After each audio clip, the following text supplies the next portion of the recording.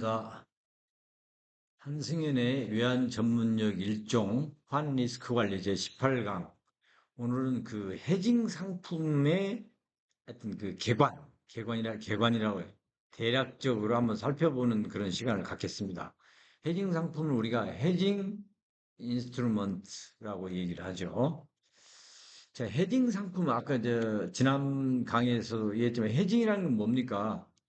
리스크, 그러니까 그 환율이나 금리와 관련해서 내가 가지고 있는 리스크, 이제 그 리스크는 우리가 이제 오르거나 내리거나 다 뭐 포함한다고 그러는데, 제가 볼 때는 이 손실을 볼 가능성이 있는 그런 위험이 있잖아요. 이 손실을 위험을 완전히 없애거나 아, 굉장히 의미 있게 감축시키는 거. 그거를 이제 우리가 헤징이라고 그러죠. 그런 행위를. 그때 사용되는 상품을 헤징 상품, 즉 헤징 인스트루먼트라고 얘기를 합니다. 이 헤징 상품은 우리가 그 기초가 되는 자산, 이제 언더라잉 어셋이라고 그러는데, 소위 말해서 통화라든가 주식이라든가 그다음에 채권이라든가 이런 거에 대한 그 가격 변동 위험, 기초자산의 가격 변동 위험, 이거를 이제 헤징을 하는데 사용되는 거죠. 그때 이제 사용되는 상품을 헤징 상품이라고 그러는데, 그거를 이제 기초자산에서 파생됐다 그래가지고, 이 디리브티브스라 그래가지고, 파생 금융 상품이라고 우리가 칭합니다. 파이낸셜 디리브티브스. 그죠? 이게 결국 뭐냐면, 기초가 되는 통화나 채권이나 주식이 예, 이제 가질 수 있는 손해를 볼 수 있는 위험을 갖다가 없애고 감가시켜서 하는 그 행위를 해징이라고 하는데, 그때 이용되는 상품, 그걸 해징 상품이고, 그것이 이런 기초자산을 근거로 해서 파생됐다 그래가지고 파생 금융 상품이라고 한다. 이해가 되시죠? Financial Derivatives. 그래서 우리가 이제 많이 들어봤을 거예요. 우리가 이제 금융상품이 갖고 있는 게 환리스크가 있고 금리 리스크가 있는데, 이 리스크를 관리해주는 상품에, 만약에 그게 옵션이라면 통화 옵션이라고 그러고, 금리에 관한 옵션은 금리 옵션 이렇게 부르는 거예요. 그러니까 이제 옵션이라는 상품이 이제 그 파생 금융 상품, 우리가 이 얘기가 많이 되죠. 수압은 뭐예요? 마찬가지로 환리스크 관리는 통화 수압이고, 금리에 관한 수압에 이용되는 게 금리 수압입니다. 자, 퓨처스라는 것이죠. 이 퓨처스라는 게 선물이에요, 선물. 선물.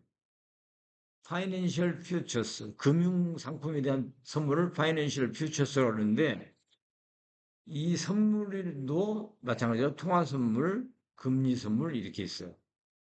근데 이 퓨처스라는 것은 지난 강의 때 한 내용을 기억하신 분이 모르지만, 이 포드하고 거의 같은 상품이에요. 거의 같아요. 단지 이 포드는 커스터마이즈드 된 상품이고, 요건 뭐예요? 퓨처스는 표준화된 상품이에요. 스탠더다이즈드 된 상품이에요. 그래서 이 선물은 어디서 거래가 되냐? 익스체인지에서 거래가 돼요. 그 선물 거래소. 요 포드는 은행에서 해요. 은행에서 소위 말해서 OTC 마켓으로 맞춤으로 이렇게 제공이 되는 거죠.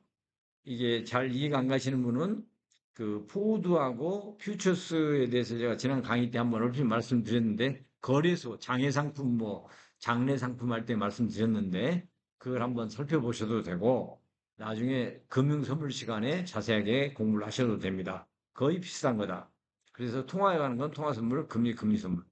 그래서 이 포워드는 그야말로 선물환이라는 건데, 포워드라고 그러죠. 포워드라고 그러고, 금리에 가는 것은 FRA라고 그래요. 포워드 레이트 어그리먼트. 그리고 우리가 굳이 우리나라 한글로 표현하면 선도 금리라고 그러는 거고, 이 선물환은 은행에서 파는 거고, 선물환과 거의 똑같은 상품으로 환번동 보험이라는 게 있어요. 이거는 어디서 아니면 무역보험검사, K슈어에서 제공하는 상품이에요.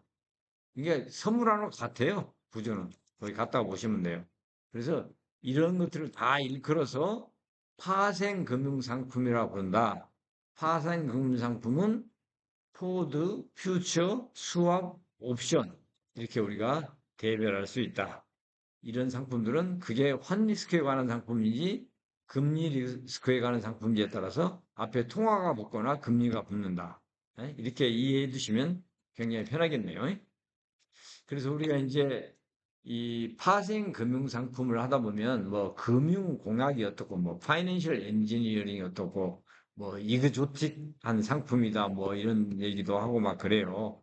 사실 우리가 옵션 그 프라이싱에 보면은 우리가 블랙쇼ul드 모델이 어떻고 막 이런 얘기를 해요. 근데 우리 그 상품을 이용하는 사람이 우리가 막 자동차를 이용하는 사람이 자동차를 어떻게 만들고 막 복잡한 엔진 구조 알 필요가 있습니까? 없습니까? 알면 좋지만 몰라도 우리는 그저 자동차를 편리하게 사용하면 되는 것이에요. 그러니까 우리 헤딩 상품도 우리가 금융 공약 뭐 몰라도 돼요. 그건 잘 아는 사람이 하면 되는 거고 그 사람들이 만들어낸 상품을 잘 이용하면 돼요. 그 상품이 뭐예요? 옵션, 수합, 퓨처스, 뭐 포워드 이런 거잖아요. 그거 이용하면 되는 거고 우리가 이제 나중에 공부를 하다 보면 이런 그 상품들이 결국은 뭐냐면 금리라든가 뭐 금리라든가 이런 걸 이제 또 뭐 현재 가치라든가 뭐 이런 개념들이 막 복잡하게 막 얽히고 설키고 하면서 이제 만들어지는 거예요. 우리가 금리도 일종의 재고 유지 비용이에요. 재고 유지 비용. 뭐 1년이면 1년 동안 내가 어떤 통화를 사용한다.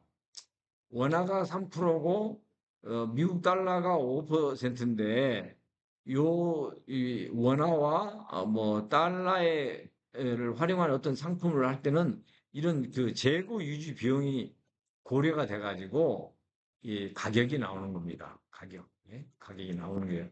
그러니까 재고 유지 비용 같은 거 이제 나중에 공부할 거니까 그렇다는 걸 아시면 되고 그 다음에 T1 시점에서의 현금의 가치와 T1 시점에서 들어오는 현금의 현재 가치 이런 게 이제 그 굉장히 중요한 개념으로 나오는 거거든요.